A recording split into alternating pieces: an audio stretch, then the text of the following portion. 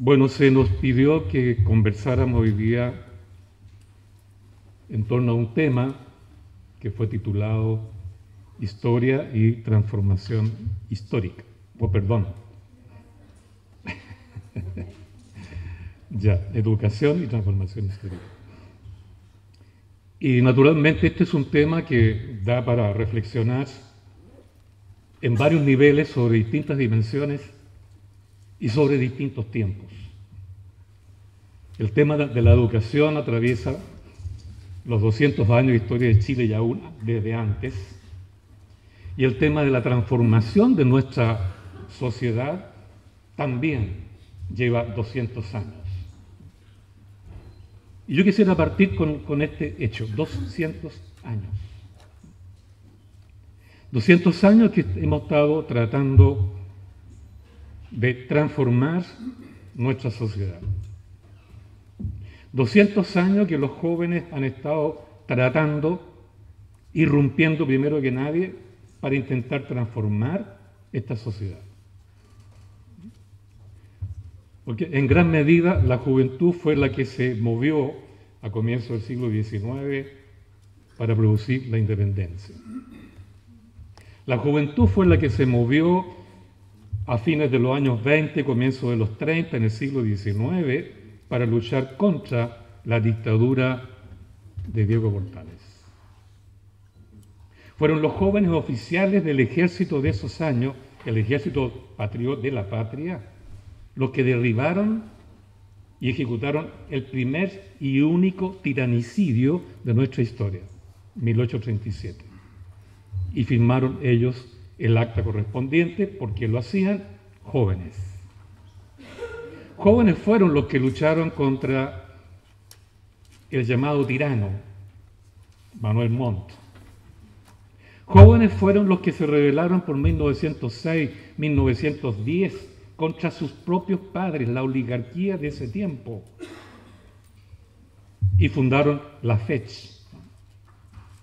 Jóvenes fueron también de esa misma oligarquía, porque en ese tiempo los estudiantes universitarios eran hijos, ¿verdad?, de su papá, de la oligarquía. No había sectores medios ni populares en la universidad. Y se rebelaron también contra la Iglesia Católica. Ellos fueron los que apedrearon al nuncio apostólico cuando llegó a Chile, a Santiago, y lo persiguieron hasta que llegó a la nunciatura a Peñascaso. Fueron ellos los que propusieron en primer lugar, ¿no es cierto?, junto con los profesores de ese tiempo y los trabajadores de la FOCH, reformar profundamente la educación en Chile. Y fueron ellos, junto, digo, con los profesores y los trabajadores, que construyeron un proyecto, un sistema educativo completo, una propuesta propia, emanada de sus bases, para reformar profundamente el sistema educativo, planteándose en contra del Estado docente que proponía Alessandri. Porque dijeron que el Estado docente no es más que la oligarquía docente. Y no queremos educación oligárquica. Queremos que el pueblo se autoeduque. Y por tanto dijeron, en vez del Estado docente o de la iglesia docente, queremos la comunidad docente. Autoeducación, ¿no? La fecha en primer lugar, las profesoras jóvenes de la Asociación General de Profesores de Chile de ese tiempo y los trabajadores de la FOCH de esa época. Fueron jóvenes también los que en 1931 derribaron la dictadura de Carlos Ibáñez del Campo. Y fuimos estudiantes, me incluyo, estudiantes secundarios los que en 1957 salimos a la calle y provocamos lo que se llamó la revolución de la chaucha, porque habían subido la tarifa escolar en 20 centavos. Y fueron jóvenes los que en los años 60 y algo dijeron no a la vía legal, parlamentaria, al desarrollo. No queremos ya más parlamentarismo. Basta de legalismo. Que venga el poder popular, que venga la acción directa, como decía Clotario Blest. Fueron jóvenes. Y jóvenes plantearon la necesidad de salirse de esa vía legalista parlamentaria e ir a través de la acción directa. Y muchos pensamos que había que incluso, si era necesario, llevar las armas. Y jóvenes fueron también los que en los años 80 lucharon a través de 22 jornadas nacionales de protesta entre el 83 y el 87 contra la dictadura.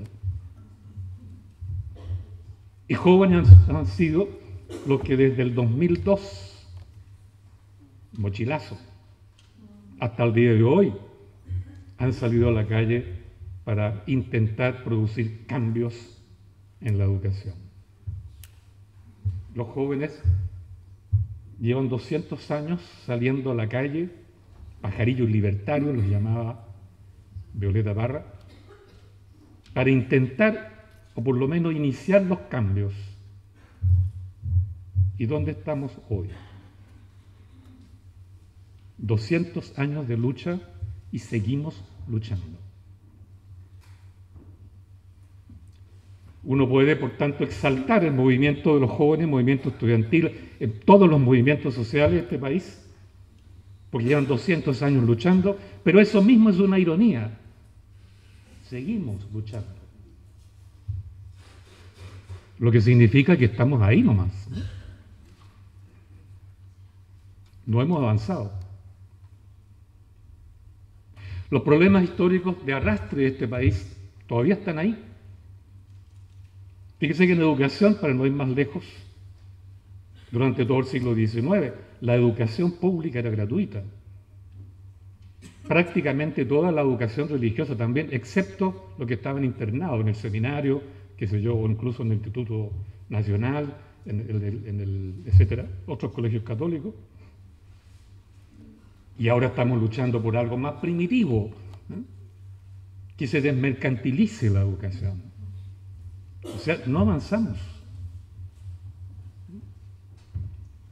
¿Cuántas veces han salido los estudiantes y todos los movimientos sociales para que este sistema político que nos han dejado siempre los militares pueda ser cambiado según la voluntad de la ciudadanía?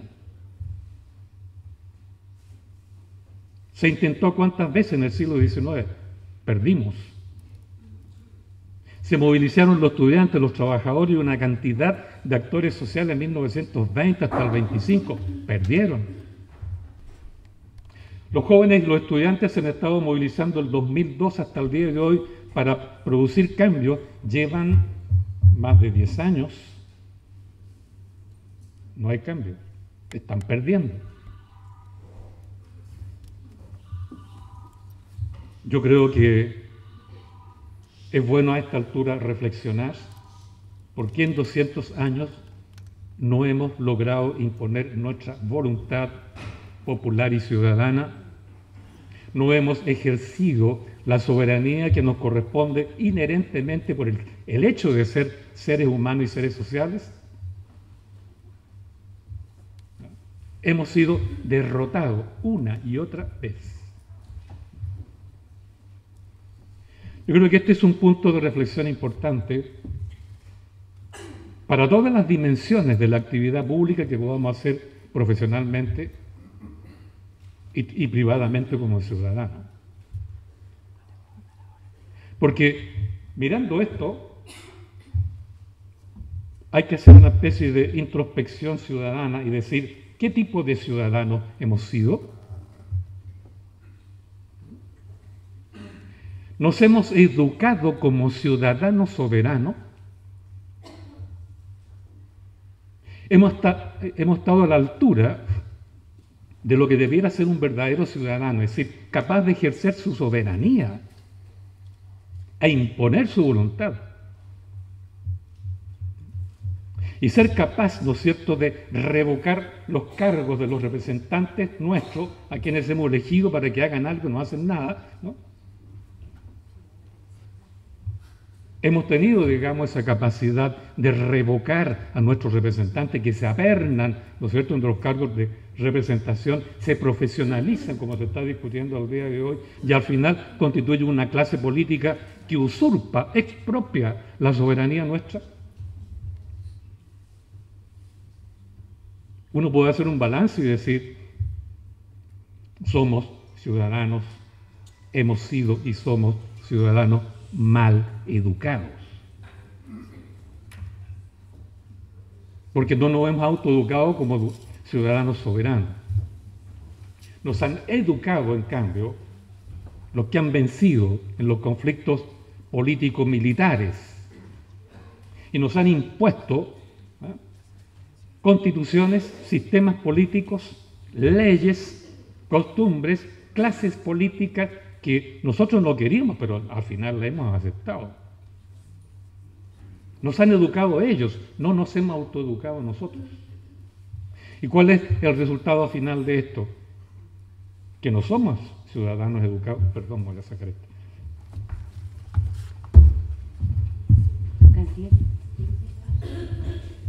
Sí, por favor. Si miramos bien nuestra historia ciudadana, no la historia del Estado, no la historia de los militares, no la historia de los partidos, no la historia de los políticos, sino nuestra historia. Entonces uno llega a la siguiente conclusión, mirando estos 200 años. Hemos sido educados por ellos, los vencedores, como ciudadanos peticionistas. El único derecho que nos han dejado, una vez que se han apoderado del poder constituyente, una vez que han establecido la constitución que les parece, apoyados por las bayonetas, el único derecho que nos han dejado es derecho a petición. Si uno revisa la historia del movimiento de los trabajadores, por ejemplo, la palabrita pliego de petición atraviesa casi toda su historia. Nuestra propia historia como profesores, en buena medida, no toda, pero en buena medida también está atravesada por estos pliegos de petición. Hemos sido ciudadanos peticionistas. Pero como la petición no asegura la resolución del problema que nos afecta, al final quedamos igual. Entonces, de la petición, lo único que se sigue es la protesta, el pataleo. Y hemos sido maestros en la petición, maestros en la protesta, pero no en la propuesta. Un ciudadano que solamente pide y que si no le dan protesta, es un ciudadano mal educado, diría yo, con respecto a lo que debiera ser, porque en él radica la soberanía, o en ellos, digamos, porque la soberanía no radica en un individuo. El individuo tiene libre albedrío, pero no es soberano. ¿Por qué razón? Porque la soberanía es una voluntad colectiva, no individual. La soberanía es una voluntad colectiva. Por tanto, para que haya soberanía, tiene que haber comunidad deliberando. Esa es la gran obra, digamos, la gran apuesta, el gran logro de los pingüinos. Restablecieron la asamblea, la comunidad deliberante. Para que haya voluntad colectiva tiene que haber deliberación en un colectivo, en una comunidad. Por eso la soberanía no radica en el Estado. La soberanía radica siempre, inherentemente, en la comunidad ciudadana, en tanto esta comunidad delibera para resolver los problemas que la afectan.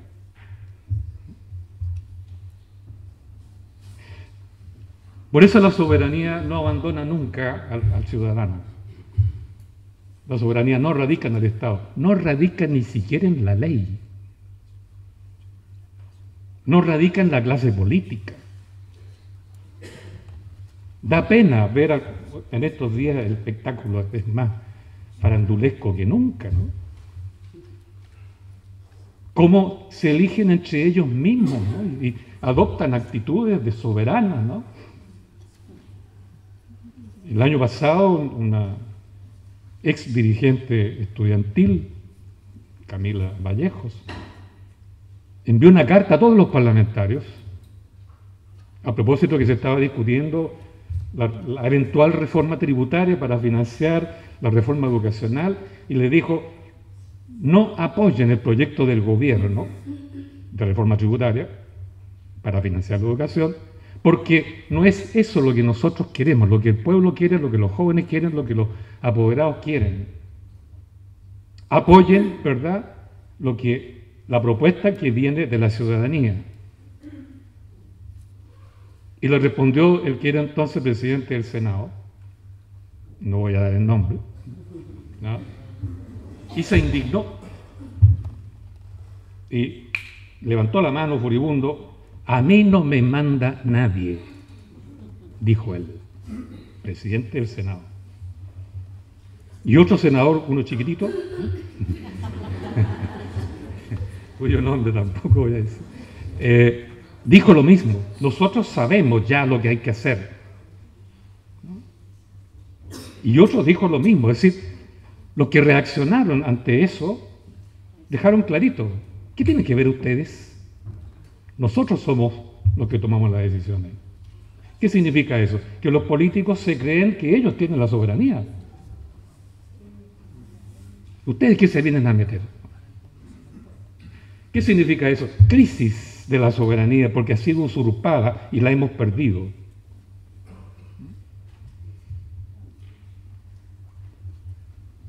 Todo esto tiene que ver con el hecho de que, como pueblo, como ciudadanía, como profesionales, como sujetos que piensan, educados, profesionales, etcétera, etcétera, ¿verdad?, estamos actuando, ¿verdad?, vacíos de soberanía.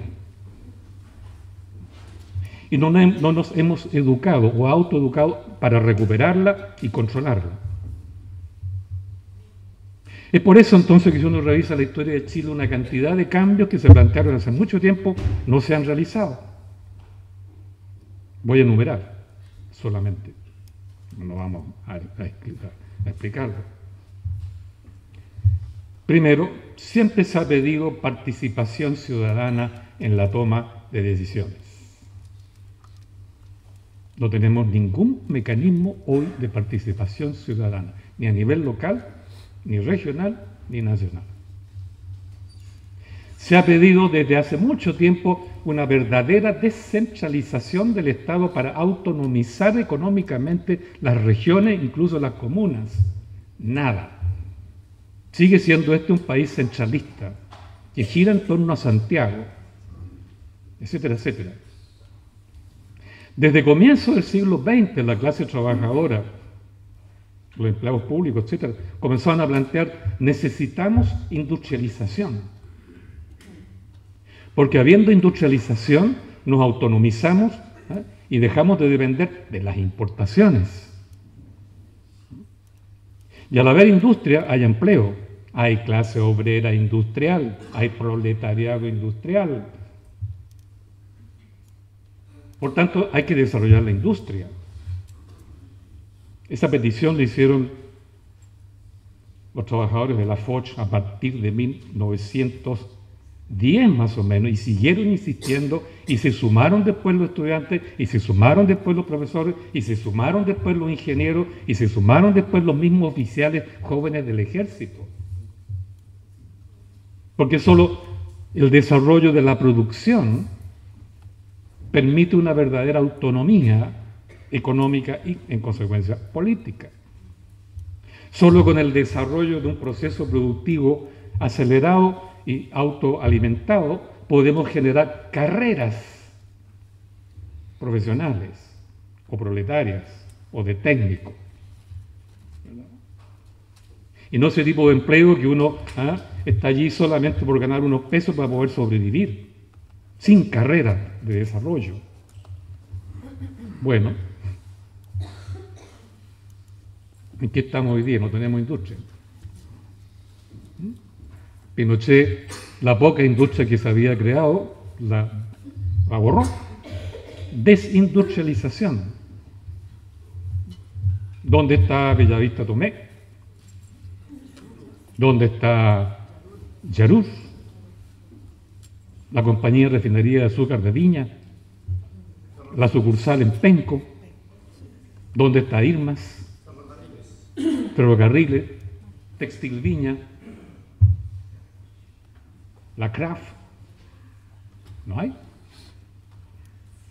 El 70% de las importaciones hoy día de manufacturas, el 70% de las manufacturas que estamos consumiendo los chilenos hoy viene de China. Gran parte de lo que aquí hay es todo importado. El 70% de la manufactura que se consume en este país y que tiene en los supermercados y qué sé yo, viene de China, solo de China. El 25% restante de esa importación manufacturera viene de Japón, sudeste asiático, Europa, Estados Unidos. Menos del 5% de lo que consumimos en manufactura está producido aquí en Chile. Entonces, por eso es que tenemos puro empleo precario, ¿no? Temporal, a honorarios, por proyecto, sin contrato muchos de ellos. O sea, el 60 o 70% de los trabajadores en este país tienen empleo precario. Y para consumir toda esta mercadería importada que se vende a través de los shopping centers y los malls, ¿verdad?, hay que endeudarse. Y resulta que los quintiles 1 y 2, que son los más pobres de este país, tienen una deuda acumulada de alrededor de 9 veces su ingreso anual. Eso porque compra crédito. Y los intereses del 50% le aumentan la deuda. Agréguenle la deuda por educación, la deuda por salud. Bueno, no tenemos industria. Todo lo que plantea el Mercurio, todos los diarios y los políticos del gobierno, que estamos creciendo una tasa de 4 o 5% anual, el PIB, dicen ellos, pero hay que leer en detalle qué entienden ellos hoy día por el PIB. Porque en los años 50 y 60, en la época que la Corfo alentaba la producción industrial, por PIB entendía el aumento del Producto Interno Bruto, es decir, mercancía, manufactura, producto industrial, cosa material. Hoy día, ¿qué entienden de ellos por el PIB? Son muy pillos. La cantidad de transacciones comerciales. Entonces, claro, las transacciones comerciales aumentan porque como le meten crédito, como todo el mundo se endeuda, ¿verdad? Entonces, la demanda y la venta se multiplican en este país. Y claro, entonces ellos, si miden eso, hemos estado creciendo al 6%, 5%, 7%, milagro chileno. Pero pura expansión comercial que se basa en la importación. No está resuelto este problema. Otro problema no resuelto en 200 años. ¿Por qué diablos los señores militares intervienen cuando lo consideran necesario y dictan la Constitución que nos rige? Lo hicieron en 1830. Lo hicieron con un poquito más de esencia en 1925. Lo hicieron otra vez sangrientamente en 1973, 1980. Y con una tupé, una desfachatez, pero grosera, anuncian a través de un decreto con fuerza de ley: chilenos,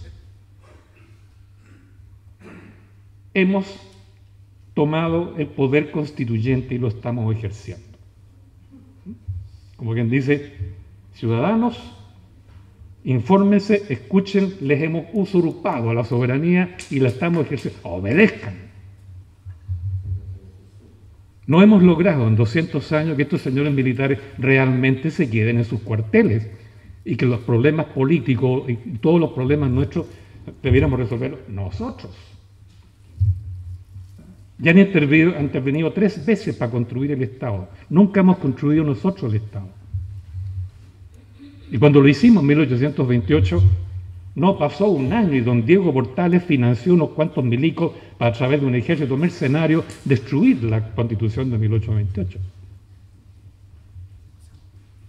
Nos han metido el dedo en la boca por 200 años.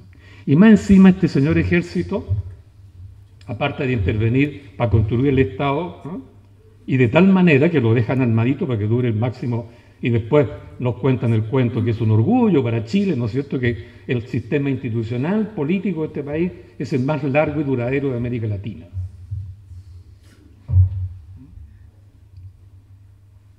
No hemos logrado devolver a los militares a lo que les corresponde, hacer un ejercicio de la defensa nacional, pero en función de lo que la ciudadanía le indique. Esta gran tarea no la hemos hecho, reeducar a nuestros soldados, reeducar a nuestros militares.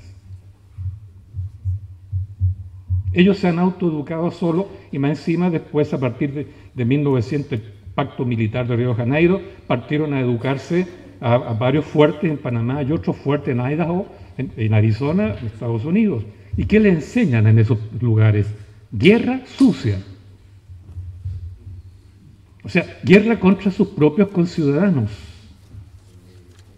Por eso que han masacrado a los conciudadanos, estos señores, 23 veces en 200 años.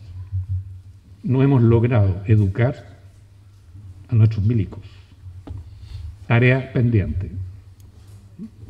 Tarea pendiente. Porque ellos tienen una enfermedad, ¿no?, patológica, que están convencidos que dentro de la nación, que tanto habla de la nación y la patria, hay un enemigo interno, ¿no? Y ese enemigo interno, como a todos los enemigos, no se le respetan ni sus derechos civiles ni sus derechos humanos, ¿no?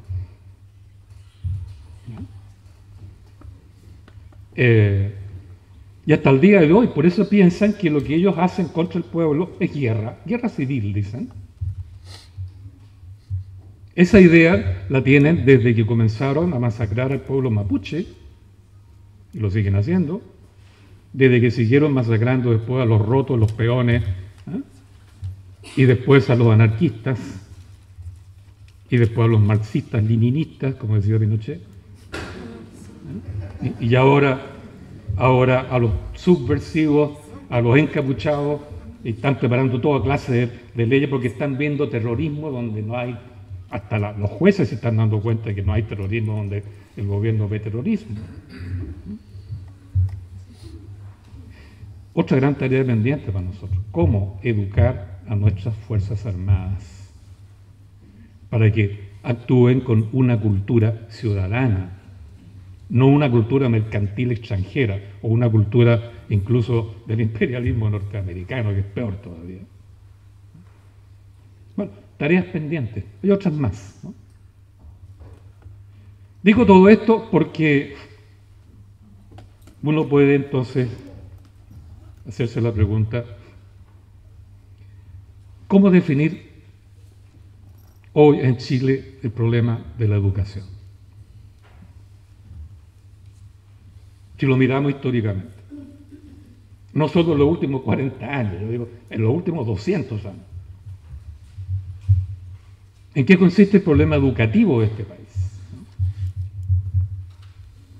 Todos sabemos, ¿verdad? Todos tenemos aquí largos años, no, tal vez no tan largos, pero años de práctica en educación real, o sea, en aula con niños verdaderos, no como muchos de nuestros ministros y súper intelectuales de la educación, ¿no?, que escriben cosas súper teóricas pero que jamás han pisado un aula concreta. Si uno tiene la lista de todos los ministros de educación que han habido en Chile y todos los asesores técnicos, no hay casi ni uno que haya sido profesor de aula. Yo llevo 50 años haciendo clases, tal cual, ¿no? 50 años haciendo clases. en distintos lugares. Claro, y todos sabemos, si nos preguntan en qué consiste la educación, entonces uno dice, ya, en primer lugar hay que formar la personalidad del niño, afectivamente, psicológicamente, que aprenda a razonar, que aprenda a ser sociable, etc. Y uno dice luego, claro, la educación también consiste en traspasar los productos de la ciencia a la mente de los niños. Ok, estamos de acuerdo. No solo somos formadores de niños y adolescentes, sino que además somos pasamaterias. Aquí estamos con cuentos. Hay que traspasar la ciencia con un apellido occidental a nuestros niños y jóvenes. Y en tercer lugar, uno respondería, pero que no siempre ha estado presente, por razones muy obvias, en la cultura aprendida de lo que es educación, hay que formar al niño como ciudadano. Que aprenda a ser social, en el sentido que entienda que todo sujeto es esencialmente social, que es uno entre muchos o uno en una comunidad. La familia, el barrio, la comuna, la región, el país, el mundo. Y eso no solo consiste, ¿no es cierto?, en educarlo para que tome conciencia, yo soy una parte de la comunidad. No, se trata de cómo también participa en los problemas de una comunidad para contribuir a resolver esos problemas en conjunto con el resto de la comunidad. Esta tercera parte no siempre se enseña, porque implicaría entonces, partamos educando, ¿no es cierto?, para que el niño conozca su propia realidad local.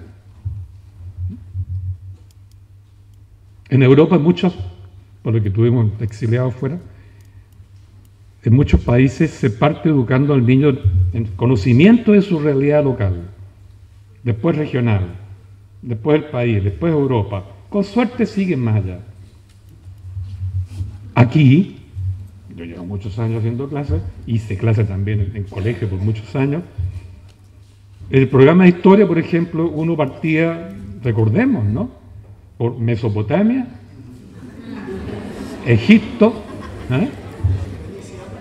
Grecia, Roma, el Imperio Romano Germánico, los merovingios,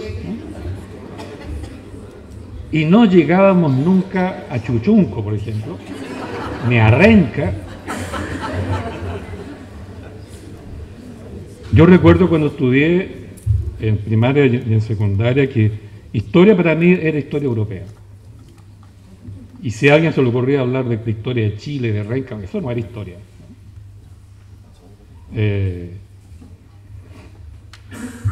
Pero los que tuvimos la suerte, y yo me cuento ahí, de hacer clase en la escuela consolidada de Wien, en mi caso, dentro de lo que fue el Plan San Carlos que creó la escuela consolidada, que no habían más de 17 o 18 escuelas porque eran experimentales en todo Chile. La escuela consolidada se caracterizaba porque uno comenzaba a empapar al niño en su propia realidad, a integrarse a su propia comunidad. Y a partir de eso lo seguíamos educando, desde kinder, preparatoria, media, con 3 salidas, ¿no?, la humanística y científica, trabajos manuales y trabajo agrícola. Cosa que el niño se formara de acuerdo a la realidad económica, por ejemplo, de su comunidad, para poder integrarse a ella como un elemento positivo y participativo. Ustedes saben que las escuelas consolidadas, que comenzaron a crearse por 1946, 47 en adelante, una cosa así, y sobre todo después de los 50, fue lo que lograron los profesores del sistema, en ese tiempo educacional general. No fue la reforma total del sistema, sino que un plancito experimental. Y esos profesores venían de los años 20. Yo conocía muchos de esos profesores. Un paréntesis, ¿no? Quiero decir un par de cosas acerca de los profesores que yo conocí, que venían de los 20 y los 30. Porque yo me inicié como profesor haciendo clases en una escuela consolidada, donde conocí esta vieja generación. Esos profesores se habían formado, habían trabajado, y ya cincuentones o sesentones cuando plantean este plan de la escuela consolidada, en la época en que ellos pensaban cómo tenía que ser el sistema educativo. O sea, actuaban como ciudadanos soberanos. Es nuestra responsabilidad construir el sistema que necesitamos. Y nosotros que conocemos la realidad de nuestros niños, somos los que estamos más autorizados para saber qué es lo que necesita ese niño para desarrollarse él y su comunidad. Por eso que esos profesores no solo hacían clases, sino que a la vez pensaban cómo tenía que ser el sistema educativo. Proponían sistema educativo. De hecho, le llevaron a Arturo Alessandri Palmi, al año 24, 25, le llevaron un proyecto completo que se llamaba Sistema Educacional para la Nueva República. Y se lo entregaron a Alessandri para que lo aprobara como proyecto de ley y se lo impusiera al Congreso. Alessandri, por supuesto, se enojó, les gritó, era muy cascarrabia, los insultó, los metió presos, ¿no? Y les dijo, típica frase, ustedes no tienen ningún derecho a legislar en este país, ni siquiera en educación. Ustedes tienen que hacer clases, eso es todo lo que pueden hacer, y a lo más elevar una petición. Y los mandó a cambiar y los metió presos. Pero los profesores, que estaban apoyados, como dije, por los estudiantes y los trabajadores, insistieron en eso, ¿no? No voy a contar toda la historia. Después con Carlos Ibáñez, que los traicionó también. Entonces, ya que Alessandri los votó, Ibáñez los votó, ¿eh? Por eso es que después se unen para conseguir por lo menos que estén las escuelas consolidadas. ¿Cuál era su principio educacional básico? La comunidad local se autoeduca, porque sabe lo que necesita, cuál es su problema económico, cuál es la calidad o la cantidad y el tipo de población que hay ahí. Son niños que necesitan afecto. Como que hicimos una investigación ahí en la comuna del Bosque, y las profesoras nos decían que era colegio que está dando Luis del Río ahí en Rancagua, y en el Bosque también, y las profesoras nos decían, nosotros somos, textual, dadoras profesionales de afecto. Porque nuestros niños lo que más traen es un déficit afectivo. Hay que empezar por ahí. Entonces, los profesores de los años 20 que planteaban la comunidad se autoeduca, la educación tiene que tomar en cuenta la realidad local. El tipo de niño que hay, el tipo de problema que hay, el tipo de economía, el tipo de territorio, el tipo de paisaje. Y allí, con ellos, generar un proceso educativo, atendiendo además lo que esa gente quería más de fondo, liberación. Abandonar la condición, qué sé yo, caso nuestro ahí en Buin, esa condición servil del inquilino o de peón. El 60 o 70% de nuestros niños están en una condición tal que aspiran a liberarse o aspiran a tener participación. Eso lo que la comunidad local necesita para autoliberarse y desarrollarse, no ha estado ningún plan educativo en Chile. Por eso esas profesoras, lo que estaba diciendo, eran más que nada profesoras, ¿no? El 90% del profesorado de Chile en esos años era pura mujer. Y el 90% del profesorado femenino venía de los sectores más postergados de la clase popular. Pero yo vi esas profesoras, ¿no? Y quiero decir dos cosas sobre eso. Lo que más me impresionó de esas profesoras era, uno, la dignidad, incluso la majestad. Soy profesora, soy maestra, decían ellas, soy maestra. Significa eso, dignidad en grado máximo, frente a los niños, frente a la comunidad, frente al Estado. Y la pinta que tenían estas profesoras, muy impresionante, sobre todo la dignidad. Aquí nadie la vas a llevar. Estamos creando la educación en Chile, un sistema educativo en Chile. No solo eso, ellas se habían autoliberado también en el sentido del género. Es una época que en Europa, ¿no es cierto?, estaba como de moda un personaje muy importante, doña Isidora Duncan, que rompía todos los esquemas de una sociedad pacata, bailaba desnuda, solo con velos, obras sinfónicas, y todo el mundo la seguía. Es una época que se predicaba el amor libre, la lectura permanente, se leía cualquier cantidad en ese tiempo en Chile. Ávidas de leer, ¿no? Eran culturas que tenían estas profesoras, me acuerdo, enorme desde el punto de vista de la cantidad de literatura que ellas consumían. Entonces, cultura, dignidad, sabiduría, libre pensamiento, amor libre. Fórmense una idea. Comparen con el profesor medio de hoy día, subordinado a un señor sostenedor.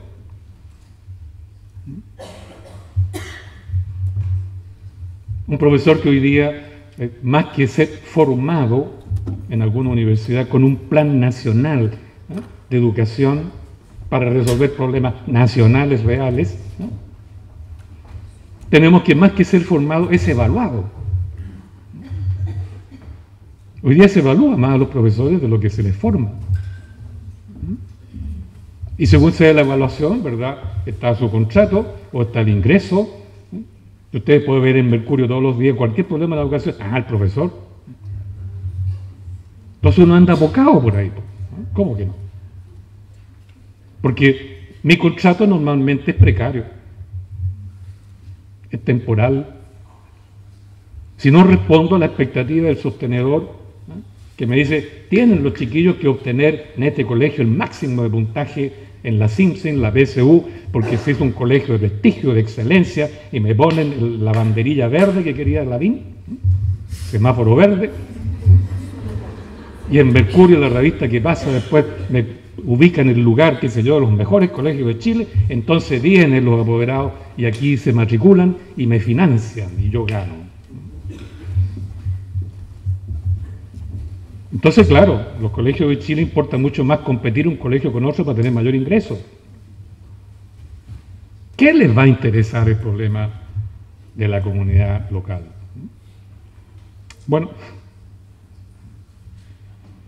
son como tres cosas que uno dice cuando le preguntan a uno qué es educar. Formar el niño como persona que aprenda la ciencia y luego, por otro lado, lo que no ha aparecido, pero lo que se ha pensado en Chile, hay que formar al niño junto con su comunidad para resolver los problemas de la comunidad y ojalá los problemas de Chile. Pero nuestra historia, o la historia del sistema educativo chileno, se ha caracterizado porque este sistema, en tanto manejado por el Estado y por una oligarquía que no ha sido industrial, como sabemos, sino mercantil, que es la peor forma de capitalismo que puede existir. Como decía el viejo Marx, el capitalismo comercial no es un capitalismo revolucionario, es un capitalismo depredador de las fuerzas productivas. Y en Chile hemos estado dominados siempre por un capital comercial, no por un capital productivo, revolucionario, como diría el viejo Marx. Ya el que formó el Estado y le levantan estatua, don Diego Portales, era un comerciante, fracasado más encima. Y hoy día estamos regidos por comerciantes. Horst Polman, en primer lugar, que le ponen, claro, un retailer, ¿no? Pero en rigor es un almacenero. En estricto rigor es un almacenero. O un emporio, como llamaban en mi tiempo los almacenes grandes. Entonces, en este sentido, la educación ha estado manejada por élites mercantiles, que es lo característico de los mercaderes de todos los tiempos, que ellos miran al mercado externo para importar o exportar, ¿no? Entonces, miran siempre a otra parte, no al país. Los mercaderes han sido siempre, en toda la historia de la humanidad, apátridas. Por eso, en lugar de hablar de Chile, levantan con mayúscula la palabrita mercado. Y las leyes del mercado mundial son las que deben regir hacia adentro en cada país. Por eso, nuestros gobiernos, desde Portal hasta el día de hoy, han sido todos librecambistas. Le han abierto las puertas, ¿no es cierto?, al capital extranjero. Incluso en la época que hablamos de nacionalpopulismo, o sea, entre el 38 y el 73. Porque se habló de proteccionismo y nacionalismo, pero le abrimos las puertas de par en par a la importación de maquinaria y tecnología. Fabricamos acá, por supuesto, radios, televisores, incluso armaduría de automóviles, pero las máquinas, va a hacer todo eso libre importación. Por eso que Allende se encontró con el problema. Aumentó los salarios, como vieron más salarios, mayor demanda, ¿y qué pasó con las fábricas? No pudieron producir más. ¿Por qué no podían producir más? Porque había que importar maquinaria. Y Estados Unidos, ¿no es cierto?, bloqueó a Chile y no vendió máquinas. Y se generó una inflación que fue un récord mundial. Récord mundial. Por eso los mercaderes, ¿a dónde quiero llegar con esto? Los mercaderes se deben más al mercado mundial que a Chile. Y todas nuestras élites, por eso han querido definir su propia identidad en función de la cultura europea, no chilena. Y por eso el sistema educativo ha reflejado esa opción por lo europeo de nuestras élites. Partimos imitando la educación francesa, seguimos imitando la educación alemana, posteriormente norteamericana y últimamente de donde venga. De Taiwán y Formosa, como quería Lavín, de Singapur y otros más elegantes, no, de Finlandia. Todo nuestro sistema educativo ha reflejado el sentido de identidad y la definición cultural de nuestra oligarquía. Y nuestra oligarquía ha sido siempre extranjerizante. Por eso durante el siglo XIX institucionalizaron el viaje de la familia por 2 y 3 años a París. Era absolutamente obligatorio para quien quería aparecer como como se diría ahora, pegarse un paseo a Europa, no por de ida y vuelta, sino que ojalá 2 o 3 años.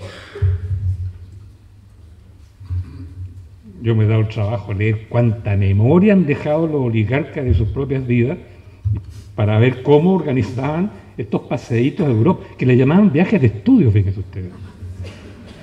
Por eso que sus hijos odiaban el sistema educativo local.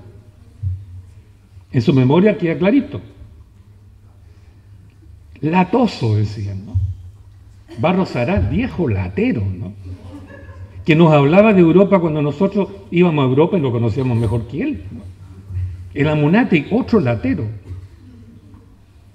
Ningún miembro de la oligarquía valoró el sistema educativo nacional, ni en el siglo XIX, ni a comienzos del XX, y creo que hasta el día de hoy tampoco. Para ellos la educación está en Europa. Por eso el viaje a Europa le llamaban de educación. Y por eso es que trataron de organizar el sistema educativo nuestro aplicando lo que veían en Europa. Y por esa misma razón es que nunca dijeron hay que concebir el sistema educativo nuestro a partir de los problemas reales que enfrentan los niños y los profesores en sus comunidades locales.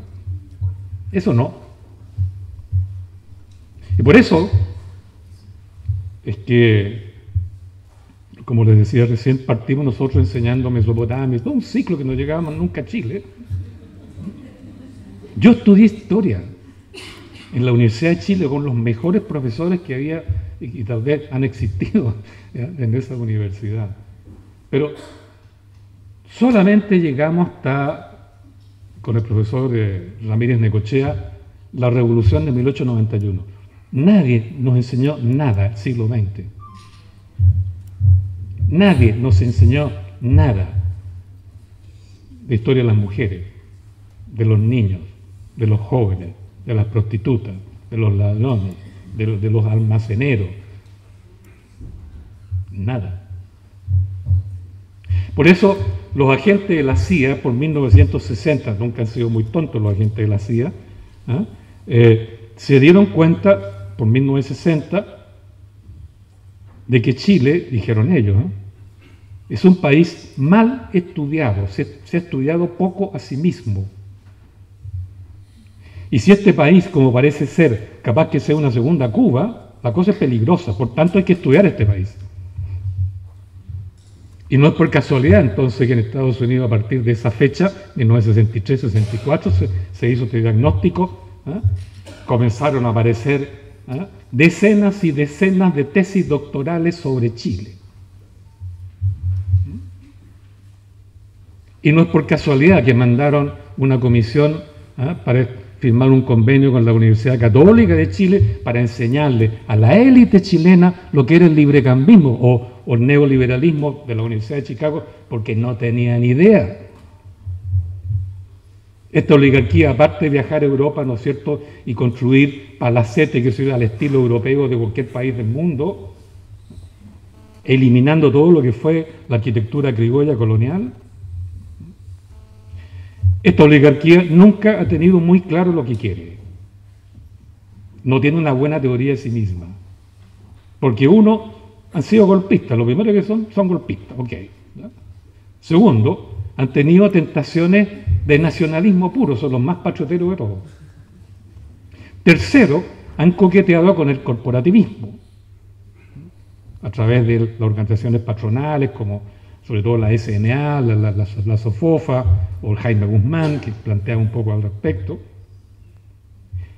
Y cuando hablan de liberalismo, hablan del liberalismo manchesteriano, que es un liberalismo cultural y casi humanístico. Entonces no tenían idea de los problemas del mercado. Fue por eso que cuando tuvieron crisis se perdieron por completo. Y rápidamente mandaron traer a economistas extranjeros para que les dijera qué está pasando en Chile, qué podían hacer. Lo hicieron en el siglo XIX Manuel Montt y trajo un economista francés. Comienzo de siglo, se perdieron de nuevo, otro economista francés. 1920, época de Arturo Alessandri, todos perdidos. Trajeron una comisión completa de economistas de la Universidad de Princeton, de Estados Unidos. Después con la inflación, 1950, otra vez totalmente perdido, no sabían qué hacer. Trajeron la famosa misión Klein-Sachs, ahí comenzamos a acordarnos, ¿no? Y después Pinochet, que dio el golpe, mató a cuánta gente pilló por delante, y no sabía qué hacer.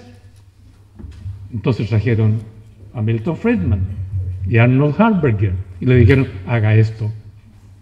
Nuestra oligarquía no sabe lo que quiere. No sabe cómo dirigir el país. Por eso que educa siempre importando. De taco este hecho, ¿no? Porque incluso esto como que se le pegó incluso al movimiento popular, incluso a la izquierda. Digámoslo claramente. ¿Cuál fue la estructura ideológica de nuestra izquierda? ¿Verdad? Marxismo vulgar, que venía de Europa, vía manifiesto comunista. Maoísmo, de China. Stalinismo, leninismo, guevarismo, castrismo, Kim Il-sung mismo, podríamos decir, ¿no? O de Vietnam, Ho Chi Minh,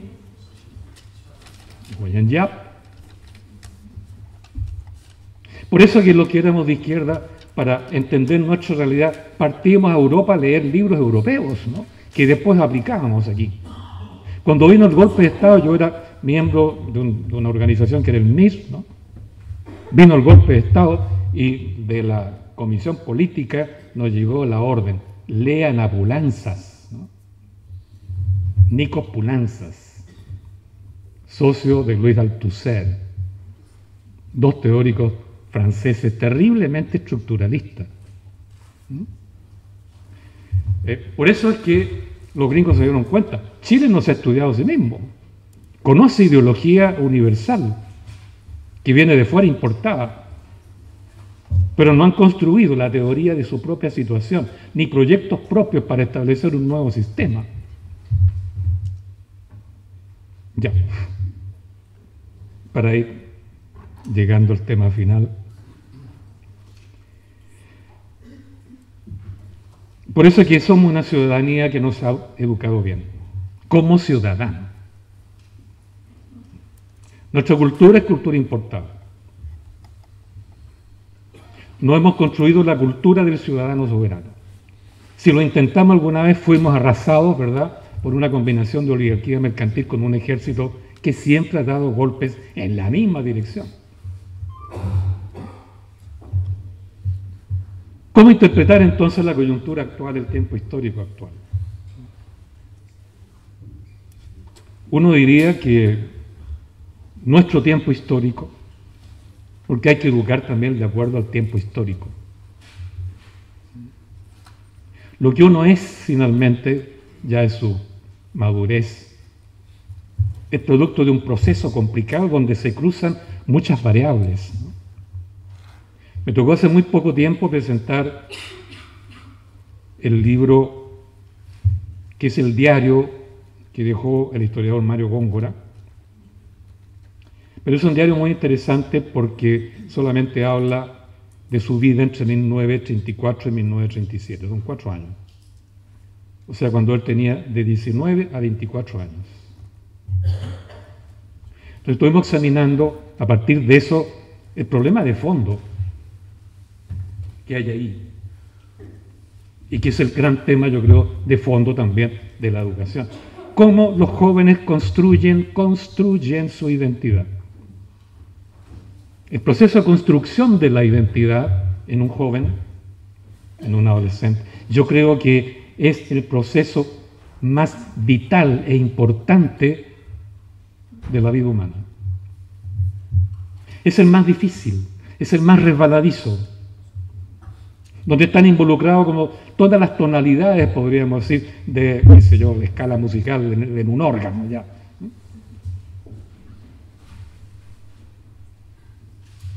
Donde inciden muchos factores, por ejemplo, la presencia o ausencia del padre en el caso de un hombre.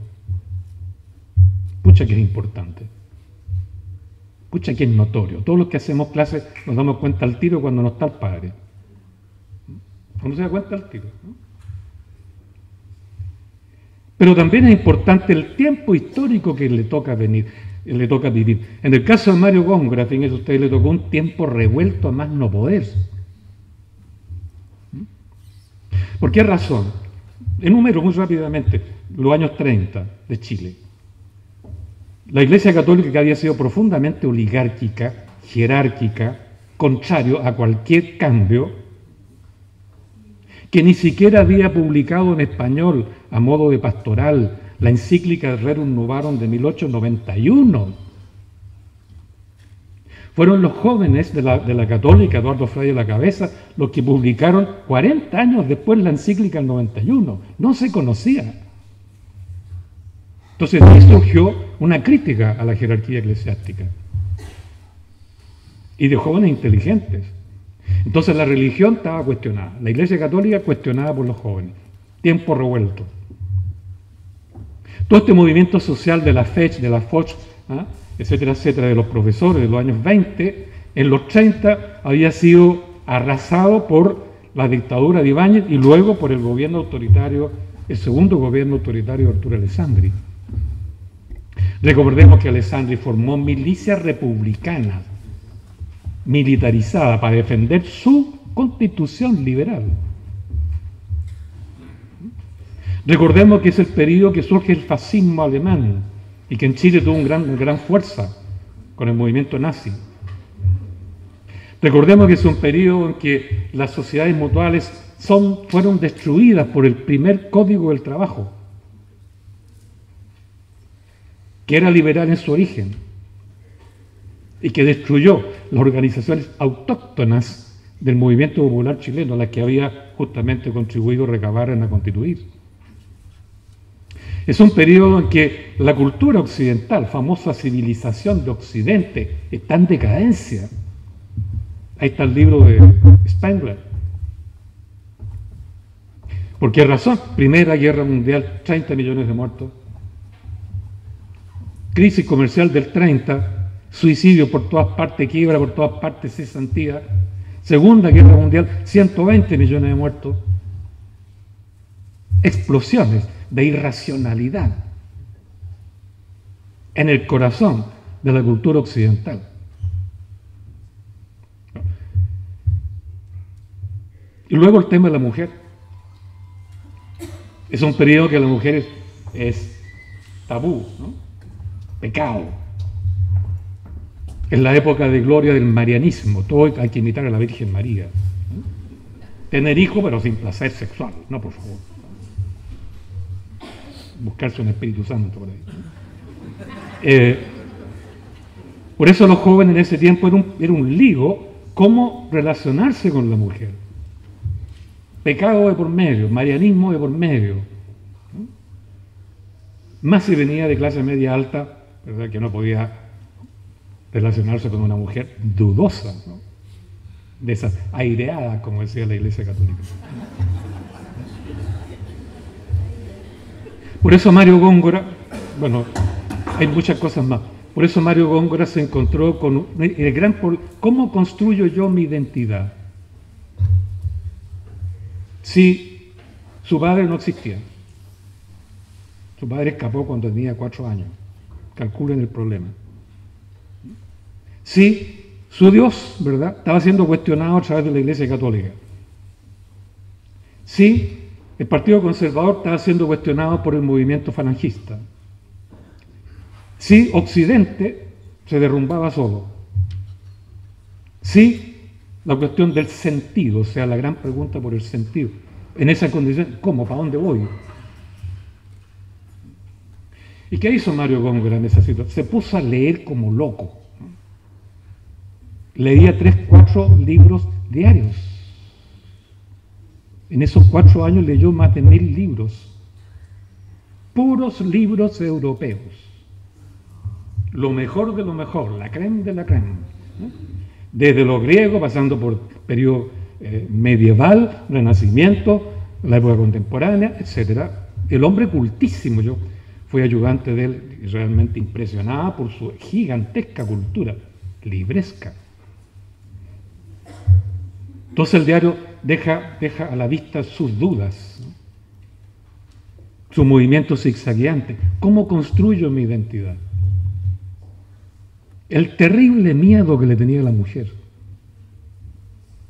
Se pasaba horas de horas sentado leyendo ahí en un asientito en el Cerro Santa Lucía, mirando el balcón de una niña que le gustaba. Y cuando leía, miraba el balcón, y cuando bajaba la niña se ponía a leer. De ese tipo, ¿no? Y la seguía por cuadra y cuadra, pero no le hablaba. Bueno, digo todo esto a modo de ejemplo. La construcción de la identidad, yo creo que es el gran problema donde la educación debe participar. ¿Cuál es el problema hoy día de construcción de identidad de los niños? ¿Hay papá? Si aplicamos el mismo esquema de análisis que le hicimos a Mario Góngora, los datos no públicos, pero que circulan en la Adimar y otras encuestadoras, señala alrededor del 68% de los niños que nacen hoy día nacen fuera del matrimonio. Si le aplicamos el nombre del siglo XIX, serían guachos. En el siglo XIX, donde Chile tenía el récord mundial de niños ilegítimos, teníamos 38%. Hoy día tenemos casi el 70%. Vamos imaginando problemas. No es porque sí que las profesoras de ahí de Rancagua y de aquí del Bosque nos decían, somos dadoras de afecto. El caso de las compañeras de Rancagua fue peor todavía, porque de común acuerdo dijeron, aquí no hay que primero dar afecto. La escuela tiene que ser el segundo hogar de los niños, porque si no, en su casa se revientan. Y se dedicaron a dar afecto. Entonces los cabros, por supuesto, en la CIMSE no rendían. Y se descubrió que en sexto y séptimo ya básico, muchos no sabían leer de corrido. ¿Qué hizo el gobierno? Calificó a las profesoras negativamente y mandó cambiar al equipo. Por suerte nosotros alcanzamos a escribir un libro sobre eso y ellas pusieron el libro por delante. Entonces le dijeron, bueno, ya quédense, pero las cambiaron de escuela.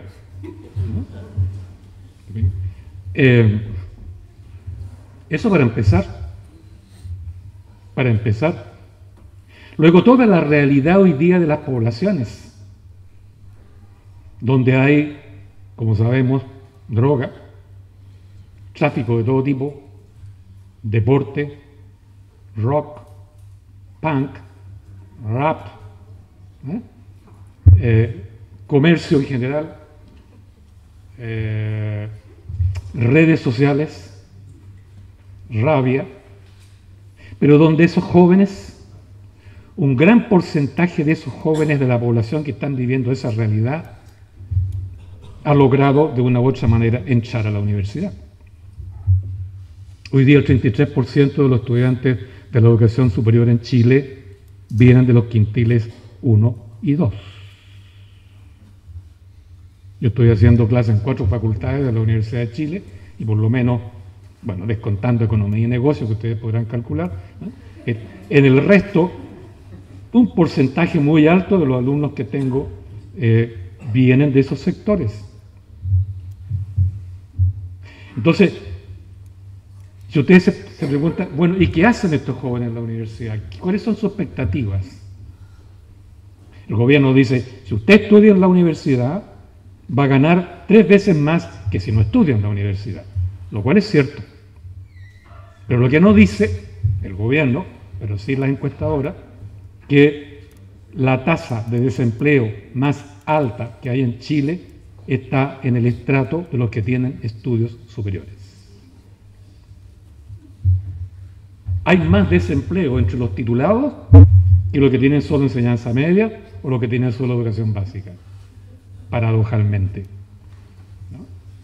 Entonces, por eso los jóvenes de estos quintiles pobres o que vienen de poblaciones que están en la universidad están menos preocupados de insertarse, ¿no?, en esta economía de consumo o alcanzar estatus sociales superiores y mucho más preocupados de estudiar su propia realidad.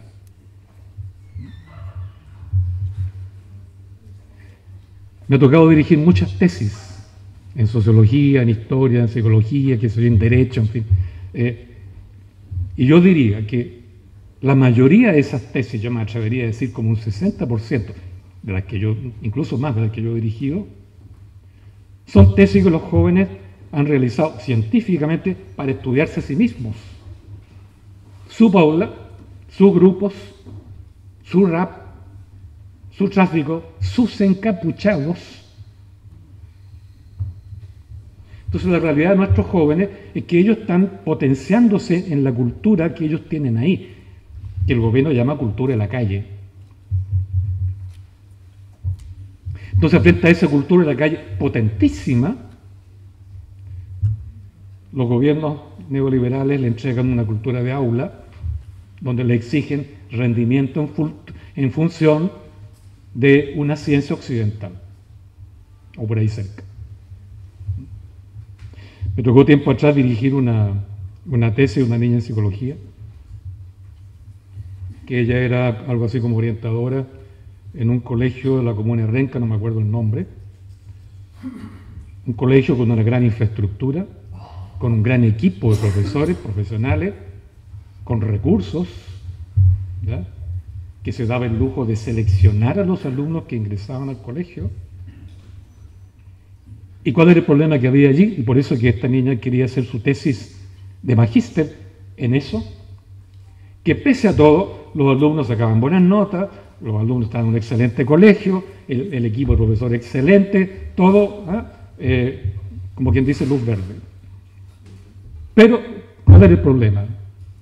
La gran tasa de ausentismo de los niños, rayano en un 50 o 60%. Entonces la niña dice, ¿cómo puedo explicar esto?, decía ella, con estas condiciones, incluso sacando yo buenas notas, pero van poco a clases. Hizo la investigación, no voy a detallar eso, y el resultado fue el siguiente, en 2 palabras. Resulta que los niños le dijeron, en la calle hay una cultura que para nosotros es más atractiva e identitaria que la cultura que uno le enseñan en el aula. Porque en la calle yo aprendo a ser solidario. En el aula me enseñan a competir, individualistamente. En la calle hacemos arte, cultura, rayado, pintado, muralismo, música, teatro, poesía. En la calle nos organizamos, ¿no es cierto?, para el comercio que nos permite suplementar los ingresos de nuestra familia. Comercio pirata. Uno ve a los chiquillos en la Facultad de Filosofía, por lo menos, como la hora del almuerzo está lleno de negocios donde venden discos piratas, libros piratas, sándwiches piratas, bueno, no, etcétera. O sea, comercian, serían, de acuerdo al gobierno, emprendedores. ¿Verdad? Entonces, la conclusión de la niña fue que la cultura de la calle hoy, que tanto se vilipendia, ¿no?, que tanto se critica de parte del gobierno, que tanto se judicializa, sin embargo, allí se juega la identidad de los chiquillos más que en otra parte. De ahí que sus tesis van allí, para potenciar esa cultura.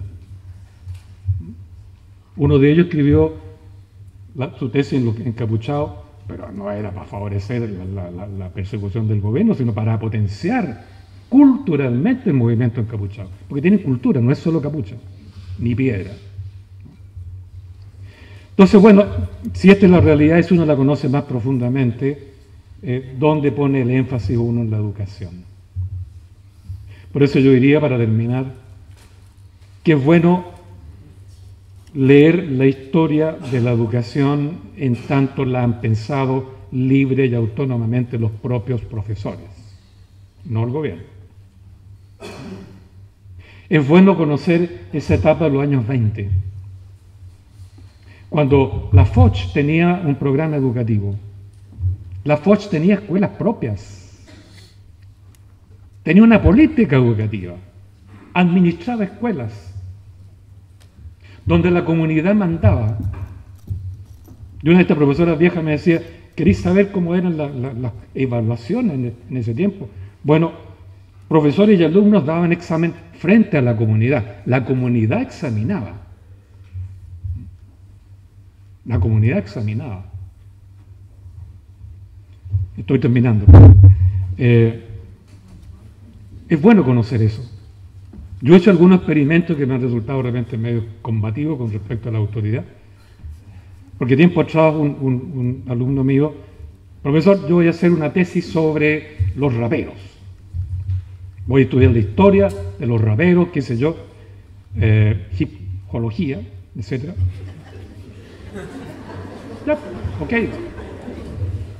Hizo la tesis, muy buena tesis, así gordo. Y llegado el día del examen, su tesis de licenciatura, el día del examen me dijo, profesor, ¿cómo quiere que yo exponga la tesis ante... como tú quieras, le dije yo. ¿Puedo, me dijo él, ¿puedo rapearla? O sea, decirla en verso y bailotear. Ok, le dije yo. Pero entonces invita a tus amigos raperos, a tu comunidad rapero. Yo me acordé de los años 20. Da el examen frente a tu propia comunidad y que la comunidad te evalúe. Entonces le dije a la directora, que era directora en ese tiempo del departamento, ya va a venir la comunidad rapera a este examen. Y el saloncito que tenemos para estos casos, donde cabrán, que yo, 40 personas, llegaron como esta cantidad de gente, ¿no? Puros raperos, ¿no? Y este maestro, Pedro Poch, ¿no? Efectivamente dio el examen en verso, ¿no? Y bailoteando. Y después, cuando llegó el momento de hacerle preguntas, yo le dije a la directora, mi derecho a preguntar lo cedo a la comunidad, que la comunidad pregunte. Y le dimos la palabra a la comunidad. Pero ellos saben de rap, yo no sé mucho de rap. Podrán comprender, menos bailotear el rap. Y les lanzaron unas preguntas lapidarias, porque ellos sabían de rap y obligaron al maestro, ahí sí que no se puso a rapear ni a bailotear, sino que tuvo que responder in kind, como dicen los gringos, ¿eh? A las preguntas. Es el mejor examen que yo he presenciado.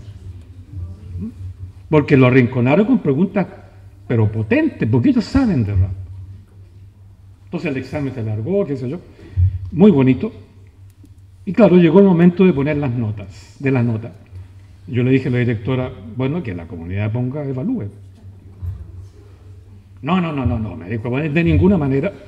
Se enojó inclusive y mandó a todo el mundo para afuera para que nosotros, los viejos que estábamos ahí, pusiéramos la nota. Sacó un 7 igual el compañero, ¿no? Pero quiero decir, ¿cómo puede cambiar la tonalidad de un examen si establecemos los principios, la comunidad se autoeduca, por tanto evalúa? Se autoevalúa. Yo creo que esto es lo que necesitamos para desarrollar lo que estamos necesitando hace tiempo. La autonomía ciudadana, el sentido de soberanía ciudadana, tal como lo han hecho espontáneamente en la comunidad de Freirina, que se han reunido, se han autoeducado, mandaron cambiar a una empresa enorme, pararon Barrick Gold en el Alto Huasco, pararon la termoeléctrica Punta Alcalde en el puerto de Huasco, tienen unida a toda la comunidad del Valle del Huasco, ¿no? Le volaron la mano al gobierno, mandaron cambiar los 4 millones de chanchos, ¿no? Y llegaron a la conclusión, bueno, ahora tenemos que pensar cómo gobernar el valle y la región. Pero esto hay que pensarlo con otros. Entonces invitaron a cerca de 120 asambleas ciudadanas territoriales desde Arica no de Arica, no, pero desde Calama hasta Magallanes, y celebraron juntos una especie de asamblea de las asambleas para decidir cómo van a desarrollarse para poder gobernar los recursos productivos de su valle, establecer las condiciones ambientales para llevar una vida de calidad, como se dice, restablecer las buenas relaciones con la naturaleza, con el aire, con el agua, y en qué medida, si eso significa decirle que no al gobierno y luchar por una nueva constitución, ¿cómo lo hacemos también? Yo creo, y ahí sí para terminar, que la educación que necesitamos en Chile tiene que ir por el camino que tomó Freirina y continuar desarrollándolo más allá. Es la única manera de que podamos sentir de que estamos realizando nuestra construcción de identidad colectiva y que estamos de una vez planteando la posibilidad de resolver los problemas de Chile sin que tengan que hacerlo los mismos de siempre. Muchas gracias.